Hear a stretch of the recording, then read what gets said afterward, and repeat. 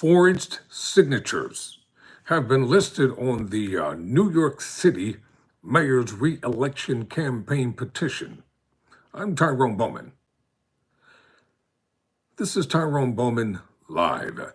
Let's talk about this today, this story as reported for The Guardian.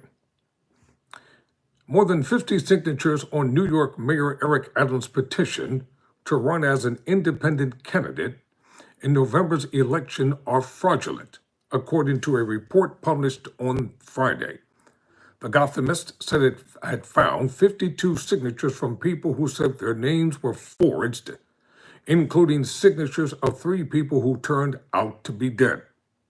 The publication cited others who said they were deceived into signing the petitions. The discovery, if confirmed, is likely to be insignificant to Adams's independent campaign, which is required to produce 7,500 signatures to qualify him as a candidate. The Adams campaign has turned in nearly 50,000 signatures. Still, the finding adds complexity to a race to lead the nation's largest city that pits the incumbent mayor against Democratic Party nominee Zohran Mamdani, former New York Governor Andrew Cuomo, Republican candidate Curtis Sewell, and ex-prosecutor Jim Walden. Cuomo and Walden, like Adams, are running as independents. Flaws in the petition system to gain access to the ballot are likely to be tested in the future as candidates look for ways to circumvent the ranked choice primary system, the publication said. Candidates typically employ outside contractors to harvest signatures. In the case of Adams's petition operation, the irregularities were attributed to at least 9 workers who together submitted more than 5,000 signatures. Now, you know why this is important, because during the hotly contested Republican campaign presidential candidate going up against the Democratic candidate for the presidency of America, the Republicans made a big deal out of so-called fake signatures that was supposed to have been attributed to former Vice President Kamala Harris.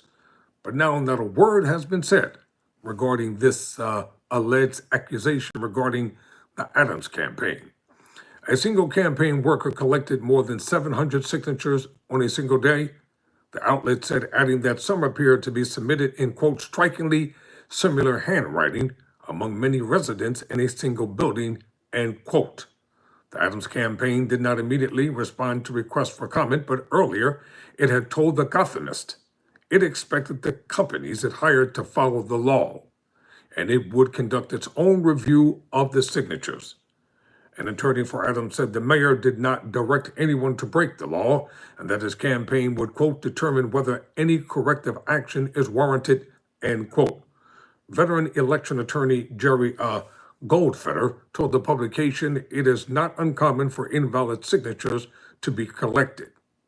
Quote, every now and then somebody tries to cut corners, and they're generally caught, and sometimes those cases are referred to the district attorney or the U.S. attorney, and there are prosecutions, end quote, Goldfeder said. It is so important, and it's not insignificant, because if that had been happening on the Democratic side, there would be a top-notch cry. From who? From the corrupt Republicans.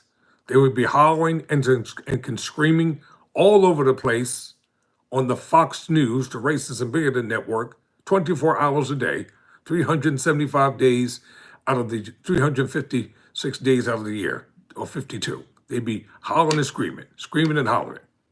And they would make a big to-do out of it. So why not here? So why are they trying to downplay the fake signatures, the forged signatures? Because Adams, I keep telling you all, he is not a true Democrat. Adams, should he be re-elected, is going to defect to the Republican Party. You don't believe it because you don't want to believe it. Let him get re-elected, and he's going to dupe everybody, and it's going to be an ungodly mess in New York City. So the report comes amid heightened tensions in the city after a gunman killed 4 people in a Midtown office building on Monday, including off-duty New York City police officer Darul Islam. Blackstone executive Wesley Laporter, security guard Alan Itneen, and property manager Julian Hyman. The Adams administration has urged New Yorkers to seek help and support from mental health services if they find themselves struggling in the aftermath of the attack. While Mandani is walking back past criticism of the city's police, saying his prior calls to defund the force were, quote, out of deep, end quote, quote, out of step, end quote, with his current thinking. I'm not defunding the police, Mandani said on Wednesday. I'm not running to defund the police, quote, close quote. I'm running as a candidate who is not fixed in time, one that learns and one that leads. And part of that means admitting as I have grown, and part of that means focusing on the people who deserve to be spoken about, quote, close quote. New York City's mayoral election is scheduled for the 4th of November, and it's going to be a hotly contested election, especially with everybody running as independent candidates, the majority of them.